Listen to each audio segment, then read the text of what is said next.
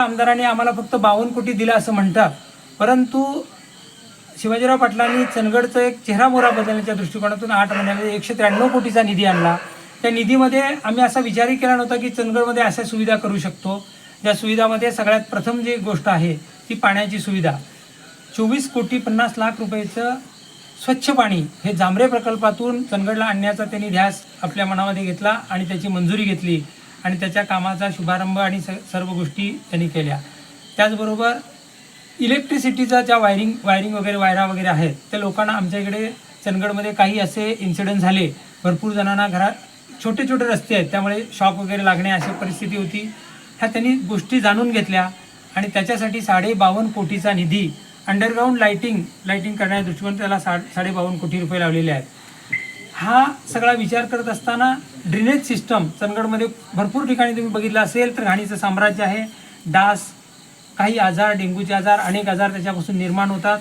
तो विचार त्यांनी ज्या स्मार्ट सिटी आहेत त्यांचा विचार करून चंदगडची एक स्मार्ट सिटी होण्याच्या दृष्टिकोनातून त्या अंडरग्राऊंड गटरांसाठी आणि ती सिस्टम करण्यासाठी 82.5 कोटीचा निधी लावला. हा विचार आमच्या कधी मनातही आला नव्हता की हे सगळे निधी लागू शकतात. आता आमच्याकडची मुलं भरपूर प्रमाणात खेळासाठी वंचित आहेत, ग्राउंड नाही, अनेक गोष्टींची इथे कमतरता आहे. हा सगळा विचार करून त्यांनी स्पोर्ट्स अकॅडमीसाठी 5 कोटीचा निधी हा भाऊनी त्या माध्यमातून लावला आहे. लक्षात घ्या, हा विषय आम्ही सर्व नेते म्हणजे आमच्याबरोबरचे सर्व जे नेते आहेत त्या नेत्यांनी असा विचारही केला नव्हता की एवढा मोठा निधी लावू शकतात. त्यामध्ये मागासवर्गीयांच्यासाठी 14.5 कोटीचा निधी ते वसतिगृहासाठी आमदार साहेबांनी लावलेला आहे. त्याच्याबरोबर आज देवस्थानासाठी, रवनाथ देवस्थानासाठी 2.5 कोटी रुपयाचा भक्तिनिवास, बाहेरून येणाऱ्या लोकांचा भक्तिनिवासांचा जो विषय आहे तो मार्गी लावला. हे सर्व सांगताना अजून आपल्याला आनंद होतो की आज जो स्मशान ह्याची मागा आहे, मुस्लिम समाजाची जी स्मशानभूमी आहे, कब्रस्तान, तो 35 वर्ष झाली, 30 ते 35 वर्ष झाली ती कोर्टात असंच किचपत पडलेली होती. पण त्याच्यासाठी कुणीही आजपर्यंत प्रयत्न केले नाहीत.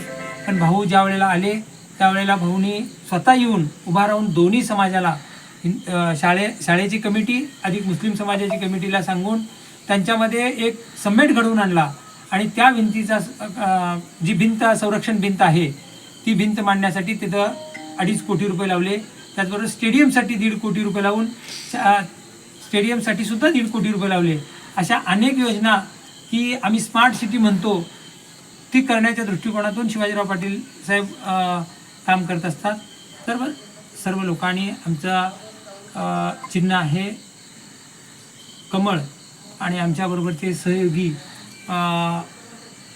धनुष्यबाण असे सर्व आमच्या नगरसेवक 17 नगरसेवक नगराध्यक्षांना निवडून आणावं असं मी सर्वांना विनंती करतो. नमस्कार. जय हिंद, जय महाराष्ट्र.